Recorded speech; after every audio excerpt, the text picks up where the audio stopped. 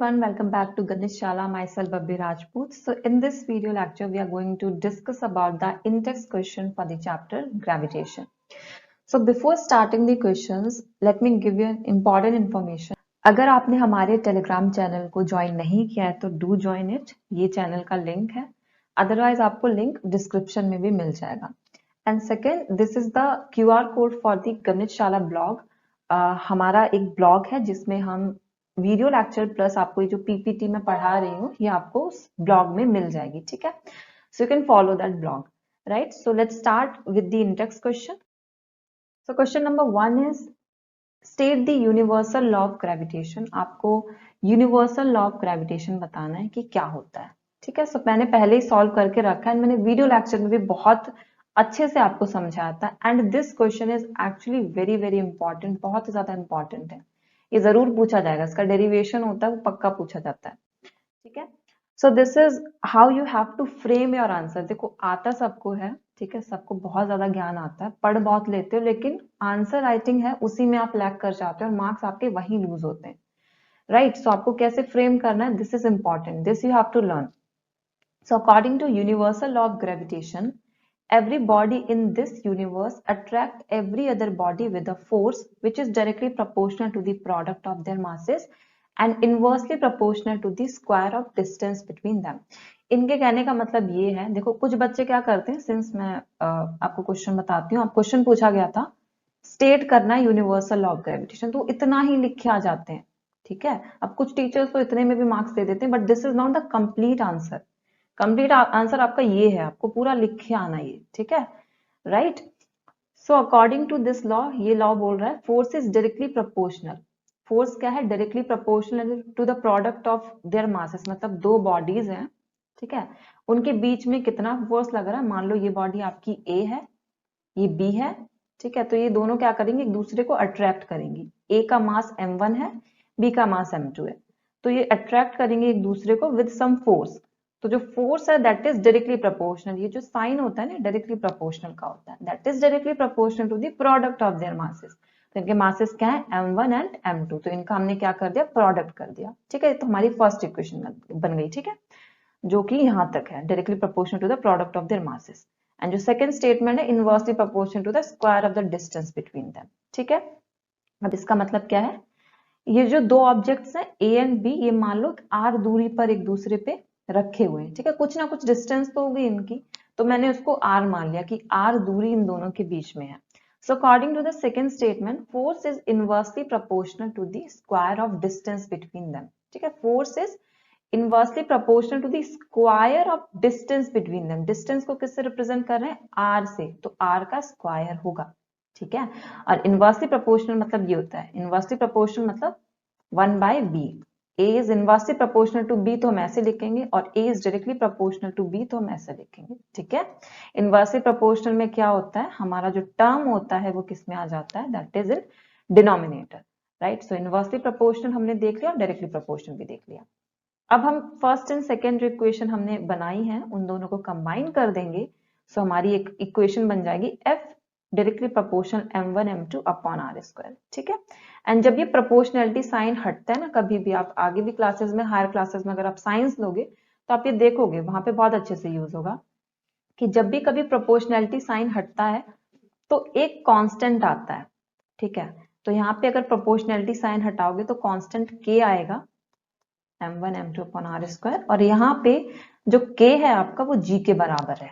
ठीक है, तो मैंने k की जगह डायरेक्टली g रख दिया, राइट. कभी भी प्रोपोर्शनलिटी साइन हटाते हो तो k आता है, और k की कोई ना कोई वैल्यू होती है, कभी k की वैल्यू 1 भी हो सकती है, कभी न्यूमेरिकल वैल्यू होगी. ठीक है, सो यहाँ पे क्या है, k की वैल्यू g के बराबर है. एंड g का मतलब क्या होता है, ये g अपने में ही इंपॉर्टेंट है, एमसीक्यू के लिए बहुत ज्यादा इंपॉर्टेंट है. g का मतलब होता है यूनिवर्सल ग्रेविटेशनल कांस्टेंट, एंड इसकी जो वैल्यू होती है वो होती है 6.67 इंटू 10 टू द पावर -11. इसकी यूनिट भी इंपॉर्टेंट है, न्यूटन मीटर स्क्वायर पर केजी स्क्वायर. ठीक है, आई होप आपको ये समझ में आ गया होगा. This is called the actual formation of a question.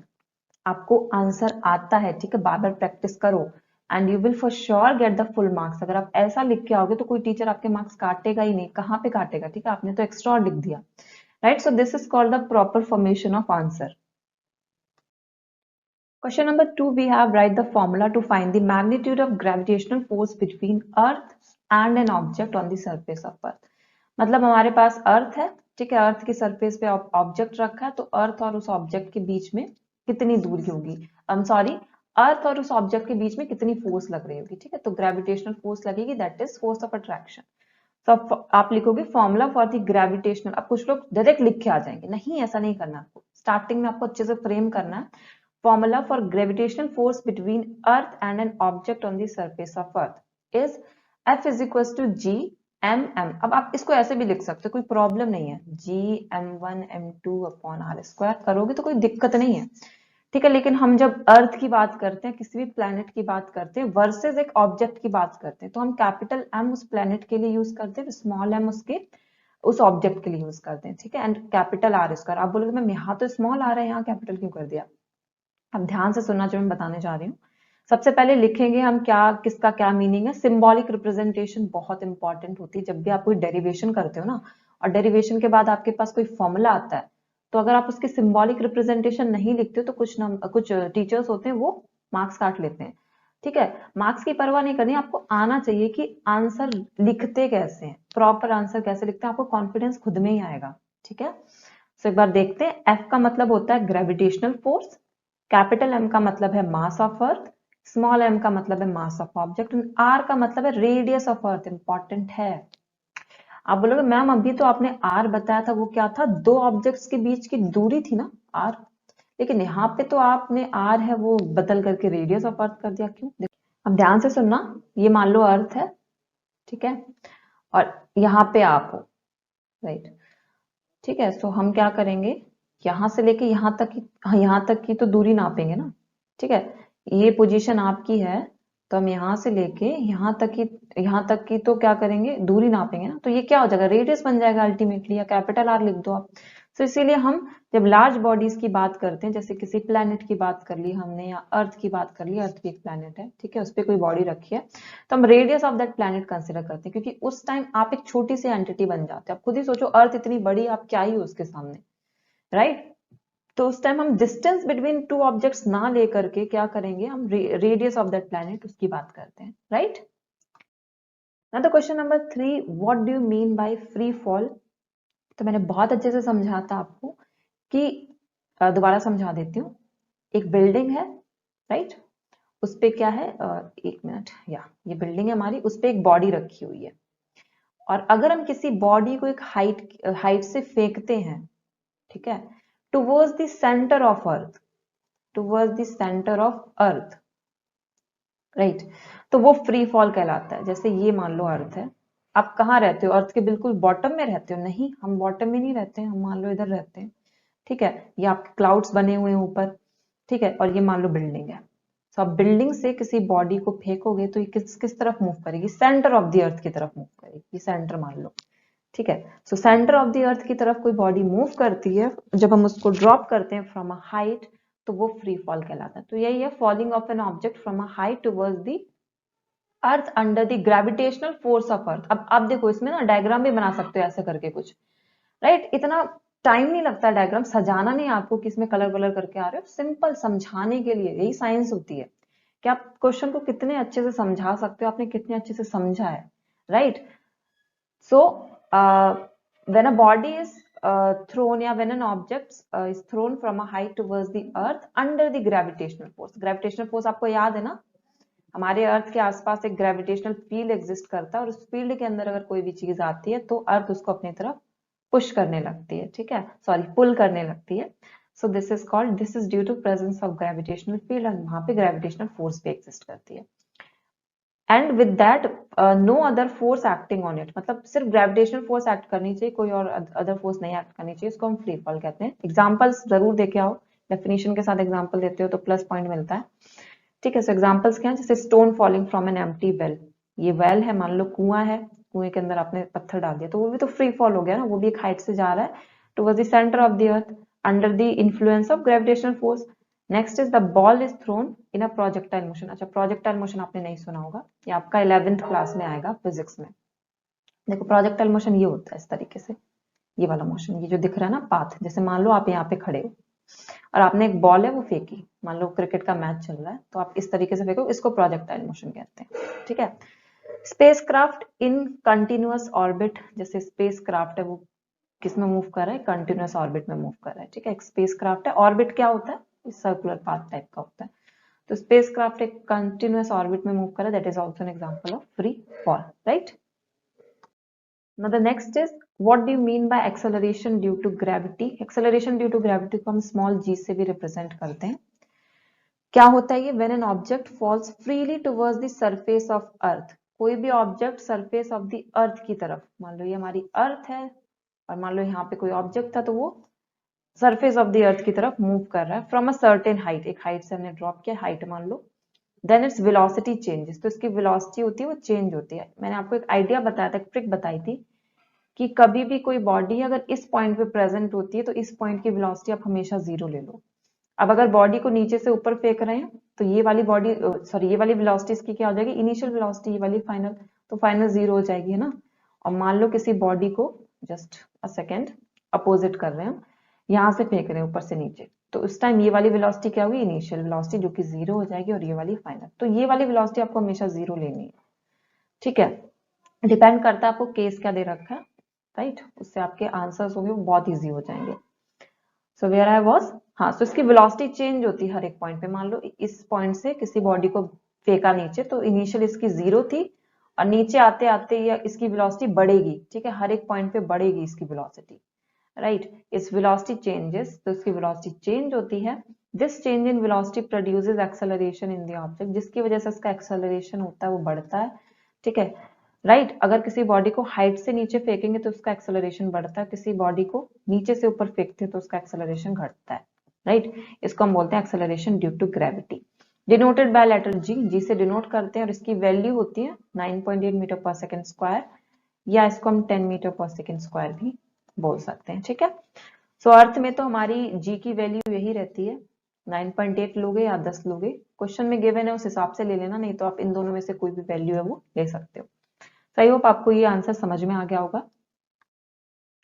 ना तो क्वेश्चन नंबर 5, ये जो मैंने लिया है, ये मैंने व्हाइट बोर्ड का स्क्रीनशॉट लिया है, मैंने पढ़ाया आपको लेक्चर, ठीक है। आप प्लेलिस्ट में जाके चेक कर सकते हो, प्लेलिस्ट में अगर आप चेक करोगे वहां पे, या आप यूट्यूब पे डायरेक्टली सर्च करना, ये सर्च करना गणित शाला ग्रेविटेशन प्लेलिस्ट, ठीक है, ग्रेविटेशन प्लेलिस्ट। सो मुझे लेक्चर का बिल्कुल सीक्वेंस तो नहीं याद है, बट आई थिंक लेक्चर 4 है शायद, या lecture 3, I don't remember, but आप देख लोगे, उसमें थंबनेल में डायरेक्ट लिखा होगा मास एंड वेट, तो आप सर्च कर सकते हो उसको, ठीक है, 3rd या 4th है maybe, right. So what is the meaning of, I mean what is the difference between mass and weight, दोनों अलग चीजें होती हैं, ठीक है, मास और वेट अलग होते हैं, बोल देते हैं ना, बचपन से पढ़ते आ रहे हैं मास और वेट, हमें लगता है एक ही चीज है, नहीं, दोनों अलग चीजें हैं, राइट। क्या मतलब है, मास क्या होता है, it is the quantity of matter और material a body contain. For example मैं अपनी बात करती हूँ, तो मैं कहती हूँ मेरा मास है 50 kg, तो मतलब ये है कि मेरे अंदर 50 kg मटेरियल या मैटर प्रेजेंट है, राइट। और अच्छे से समझाते हैं, मान लो एक आयरन रॉड है, उसका मास है मान लो 10 kg, तो उसका मतलब ये है कि उस आयरन रॉड में 10 kg आयरन है वो प्रेजेंट है, उसका मास हो गया। मास कभी चेंज नहीं होता है। आप अपने 10 kg मास को लेके ईस्ट चले जाओ, मान लो आप चले गए, आप यूपी में रहते हो, यूपी से आप चले गए मान लो लद्दाख, तो आपका मास ऐसा नहीं है यूपी में आपका 50 था और लद्दाख में जाने के बाद आपका 10 हो गया, ऐसा हो सकता नहीं, ऐसा हो जाए तो मजा ही आ जाए ना फिर। तो मास कभी चेंज नहीं होता है। मास का मतलब होता है कि अमाउंट या टोटल अमाउंट ऑफ मटेरियल और a matter that is being present inside the body of any object, ठीक है, जो एक बॉडी कंटेन करती है। Whereas force, sorry, whereas weight क्या होता है, weight is a, weight of a body is a force. अच्छा याद रखना, वेट एक टाइप की फोर्स होती है, इसका फॉर्मूला mg होता है, ठीक है, एक टाइप की फोर्स होती है with which it is attracted towards the centre of the अर्थ। जैसे आप हो, आप खुद सोचो, आप हवा में क्यों नहीं मूव कर जाते हो, आप क्यों सरफेस पे चलते हो आराम से, और आप कूदते हो, मान लो सरफेस से कूदे तो कुछ सेकंड्स के बाद नीचे आ जाते हो, ऐसा क्यों होता है, ठीक है। ऐसा इसलिए होता है, न्यूटन ने इसका हमें बिल्कुल अच्छे से समझाया था और बिल्कुल लॉज वगैरह दिए थे इसके पीछे, ड्यू टू ग्रेविटी। ग्रेविटी एक ऐसी फोर्स है जो हमें towards the centre of the earth pull करती रहती है ना। जैसे अभी सर्दियां पड़ रही हैं तो सबसे ज्यादा ग्रेविटी कहाँ होगी? आपके बिस्तर में होगी ना, आप जिस बेड पे लेटे होगे, सुबह उठने का मन ही नहीं करता है, ठीक है। सो ग्रेविटी का मतलब है कि कोई चीज, एक ऐसी फोर्स जिसकी वजह से आप towards the centre of the earth attracted रहते हैं। तो वेट क्या एक टाइप का फोर्स है with which it is attracted towards the centre of the earth. मतलब every body in this universe या every body in this planet is being attracted towards the centre of the earth, ठीक है। Towards the centre of the earth हम attracted हैं, इसीलिए हम surface पे चल पा रहे हैं। आप किसी बॉल को ऊपर फेंकोगे, कुछ सेकंड्स के बाद वो नीचे आ जाएगी, राइट? क्यों? क्योंकि ग्रेविटी उसको नीचे पुल कर रही है। तो वेट क्या हो गया? फोर्स हो गया। मास अलग चीज है। मास क्या होगा? कितना क्वांटिटी ऑफ मैटर उस बॉडी में प्रेजेंट है, राइट? नाउ मास क्या एक स्केलर क्वांटिटी होती है। जैसे मैंने आपको बताया, आप रहते हो, मान लो दिल्ली में रहते हो, और आपका वजन मान लो 50 केजी या कम हो सकता है आपका, तो ठीक है, और वो 50 केजी वजन लेके आप अमेरिका चले गए, तो ऐसा होगा क्या 50 केजी वजन अमेरिका में जाके 5 केजी बन जाए? नहीं, 1-2 केजी हो सकता है, कुछ दिन खाने वाने के चक्कर में कम हो जाए, बढ़ जाए, वो तो हो सकता है, बट ऐसा नहीं होगा कि एकदम से कम हो गया, अमेरिका से वापस दिल्ली आए तो दोबारा 50 बन गया, ऐसा नहीं हो सकता ना। तो स्केलर क्वांटिटी है, मतलब इसके पास कोई डायरेक्शन नहीं होती है, ये सिर्फ मैग्नीट्यूड की बात करती है। इसके पास सिर्फ मैग्नीट्यूड होता है, मैग्नीट्यूड के ऊपर ये डिपेंड करती है। एंड इसके अलावा वेट क्या होती है? एक वेक्टर क्वांटिटी होती है, ठीक है। वेट चेंज होता है, राइट? वेट चेंज होता है टाइम टू टाइम, या हम बोले डिस्टेंस टू डिस्टेंस चेंज होता है। अगर आप सरफेस पे हो तो आपका वेट मैक्सिमम होता है, ठीक है। अगर आप सेंटर, बिल्कुल अर्थ के सेंटर में चले जाओ, जो कि पॉसिबल नहीं है, बिल्कुल पॉसिबल नहीं है अभी तो आपका वेट 0 हो जाएगा। और आप अगर ट्रैवल कर रहे हो, हायर एल्टीट्यूड में जा रहे हो, ठीक है, तो हायर एल्टीट्यूड्स में आपका जो वेट है वो डिक्रीज होगा। तो वेट होता है, वो डिपेंड करता है आप किस जगह पर हो, तो that is a vector quantity जो कि डायरेक्शन पे डिपेंड करता है। ऐसा यूनिट की बात करें तो ऐसा unit of mass is KG. Simple सी चीज है, आप कुछ खरीदने जाते हो, ठीक है, जैसे आपने मान लो सेब वगैरह खरीदे, तो केजी में हम मेजर करते हैं उसको, ठीक है। वेरएज वेट क्या एक टाइप की फोर्स है, तो इसकी एसआई यूनिट क्या होगी? न्यूटन होगी। और formula F is equal to M G या W is equal to M G, because weight एक टाइप की फोर्स है, तो उसका फॉर्मूला एम जी होता है। Mass into G for gravitational acceleration.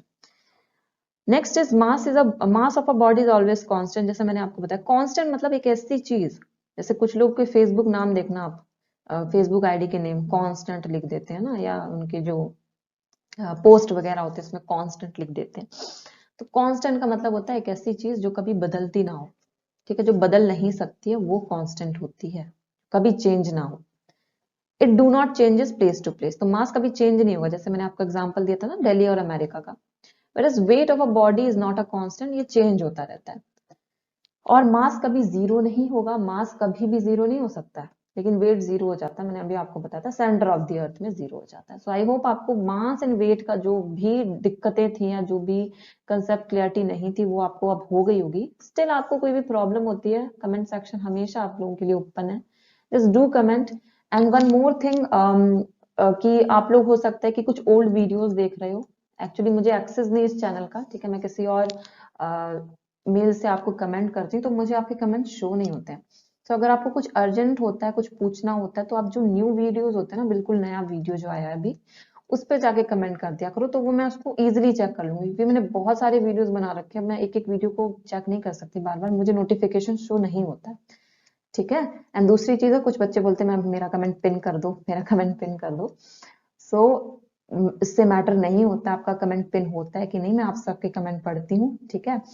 And आप बस अपनी पढ़ाई अच्छे से करते रहिए, कोई भी डाउट है you can just ask me, okay. Next is last question है हमारा इंडेक्स का, that is question number 6। Why is the weight of N object on moon is, ये इंपॉर्टेंट है, दिस इज इंपॉर्टेंट, राइट। ये पूछ रहे हैं कि जो वेट किसी भी ऑब्जेक्ट का मून पे है, ठीक है, वो 1/6 क्यों हो जाता है weight of that object, same object on earth. जैसे मैंने अभी बताया था कि वेट क्या एक वेक्टर क्वांटिटी है, वो प्लेस टू प्लेस चेंज होती रहती है, राइट। अर्थ पे किसी भी बॉडी का वेट होगा वो ज्यादा होगा, ऑफ कोर्स ज्यादा होगा, लेकिन मून पे जाने के बाद उस बॉडी का वेट 1/6 टाइम रिड्यूस हो जाता है। ऐसा क्यों होता है? सो डेरिवेशन मैंने आपको एक लेक्चर भी कराई, आपको सेम लेक्चर में मिल जाएगा, जहाँ पे मैंने वेट एंड मास पढ़ाया ना, वेट एंड मास का डिफरेंस आपको उसी लेक्चर में ही मिल जाएगा, अच्छे से मैंने समझाया, तो आप वहां जाके समझ सकते हो। मैं आपको यहाँ पे आपको डायरेक्टली समझा देती हूँ। देखो जो मास ऑफ अर्थ होता है वो होता है 6 इंटू, ये आपको याद करना पड़ेगा क्योंकि इस क्वेश्चन में आपको डायरेक्टली पूछ लिया गया है कि आपको शो करना है weight of an object on moon is 1/6 the weight of that object on earth. So you should know this. Mass of जो अर्थ होता है that is 6 into 10 to the power 24 kgs और मास ऑफ मून होता है that is 7.4 into 10 to the power 22 kgs। ठीक है, ये मत देखना आप बोलोगे मून का मास ज्यादा है, नहीं, ये देखो।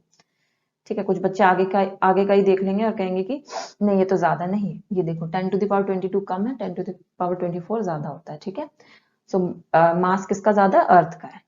सो हम इनका क्या करेंगे, रेशियो निकाल लेंगे। So mass of earth upon mass of moon. ठीक है, ये ज्यादा फर्क नहीं पड़ता जब हम बहुत बड़ी बड़ी क्वांटिटीज को सॉल्व करते हैं, साइंटिस्ट बहुत बड़ी बड़ी क्वांटिटीज को सॉल्व करते हैं ना, सो आगे की जो छोटी छोटी क्वांटिटी होती है उनको निग्लेक्ट भी कर सकते हैं।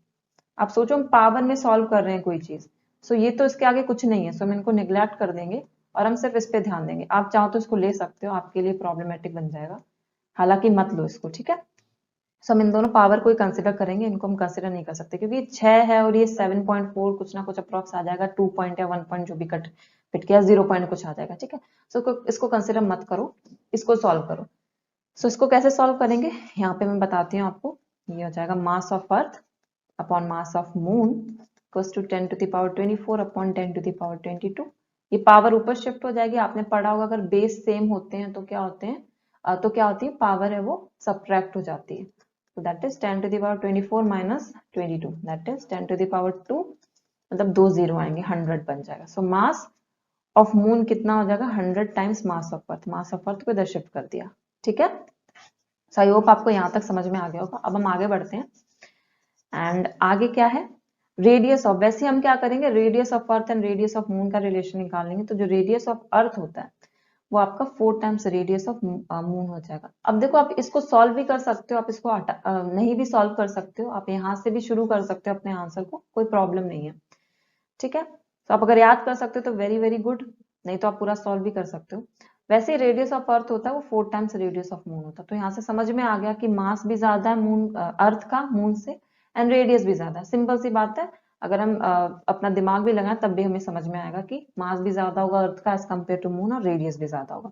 फिर हम फॉर्मूला लगाएंगे F is equal to G m1 m2 upon R square, and हमने अभी पढ़ा था वेट है वो फोर्स के बराबर होता है, तो हम F की जगह W रख देंगे। ठीक है, तो W is equal to G m1 m2 upon R square. आगे बढ़ते हैं। First when a body is on earth, मतलब क्या है, बॉडी अर्थ पे प्लेस्ड है, राइट। सो ये फॉर्मूला देखो ध्यान से।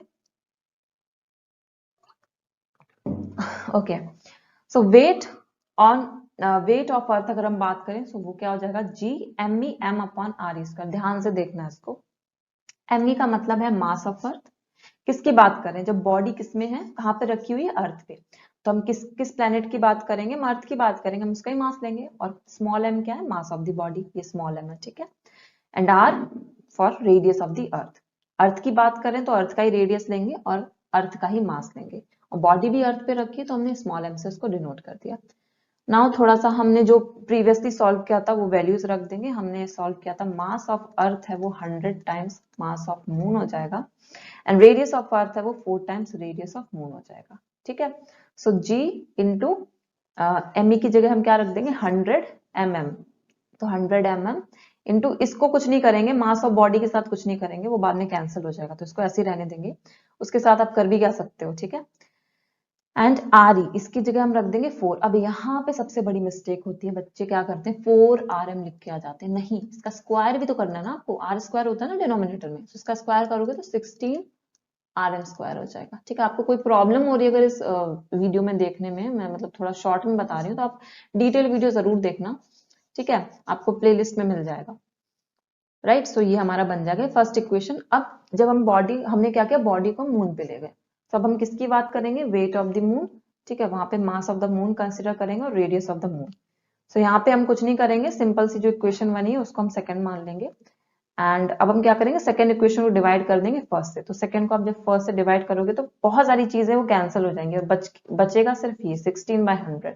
तो 16/100 को अगर आप डिवाइड करोगे तो अप्रोक्स 1/6 आ जाएगा। ठीक है, सो इसको हम इधर भेज देंगे, वेट ऑफ अर्थ, ठीक है, इधर पे भेज देंगे, एंड हेंस प्रूव हो गया। यही तो मैं प्रूव करना था, wait of the body on moon becomes 1/6 the weight of that body on earth, मतलब रिड्यूस हो गया ना वेट, 1/6 हो गया मतलब रिड्यूस हो गया। ठीक है, अगर मान लो एग्जांपल मैं देती हूँ, किसी बॉडी का वेट है वो 50 है, ठीक है, 50 न्यूटन है अर्थ पे, ठीक है, तो उसका मून पे कितना वेट हो जाएगा निकालते हैं, कम होगा देखना, 1/6 इंटू 50, तो ये हो जाएगा 2 3 जा 6, 25 आ जाएगा, और ये अप्रॉक्स आ जाएगा कितना 8 पॉइंट समथिंग आ जाएगा। तो यहाँ पे 8 पॉइंट आ रहा है, weight of the body on moon 8 point, लेकिन weight of the body on earth 50 था, देखो कितना रिड्यूस हो गया है ना, तो कम हो जाएगा, 1/6 हो जाता है, राइट। सो आई होप आपको ये जो वीडियो है लेक्चर ग्रेविटेशन चैप्टर के इंटेक्स क्वेश्चंस जितने भी थे मैंने आपको करा दिए, ना आपको ये वीडियो समझ में आया होगा। स्टिल आपको प्रॉब्लम हो रही है, देखो नेवर टेक शॉर्टकट्स, कुछ बच्चे क्या करते हैं शॉर्ट वीडियोस देख लिए चलो हो गया काम, नहीं, अभी के लिए काम आ सकता है लेकिन एग्जाम टाइम में आप पक्का भूलोगे। एंग्जाइटी तभी होती है जब हमें कॉन्फिडेंस नहीं होता, हमें कॉन्फिडेंस तब आता है जब हम पूरी तरह से प्रिपेयर होते हैं। You still have the time, if you haven't watch the videos, मेरे हो चाहे किसी और के हो, जस्ट वॉच देम। आप सेल्फ स्टडी करते हो, सेल्फ स्टडी करो, because shortcuts never give you success, ठीक है, कभी आपको सक्सेस नहीं मिल सकती शॉर्टकट से। कितनी भी ट्रिक्स वीडियो आप देख लो, लेकिन एट द टाइम कितने ट्रिक याद कर लोगे आप, है ना, खुद के ट्रिक्स बनाते हो दैट इज डिफरेंट, पढ़ते टाइम आप खुद के ट्रिक्स बनाते हो दैट इज डिफरेंट, वो आपको याद रह सकते हैं, लेकिन किसी और की ट्रिक आप कैसे याद कर सकते हो। हाँ, कुछ हद तक ट्रिक्स तो काम करती हैं, कुछ हद तक आप याद भी कर सकते हो, लेकिन हर चीज में ट्रिक, मतलब हर चीज में ट्रिक आने लगी अब तो, मैं तो परेशान होगी देख के, right. So work over yourself, जहां भी प्रॉब्लम आ रही है उसको बार बार पढ़ो, रिवाइज करो, for sure you will succeed in your life, and we all are there for you. So thank you so much for watching this video. Stay connected, stay blessed,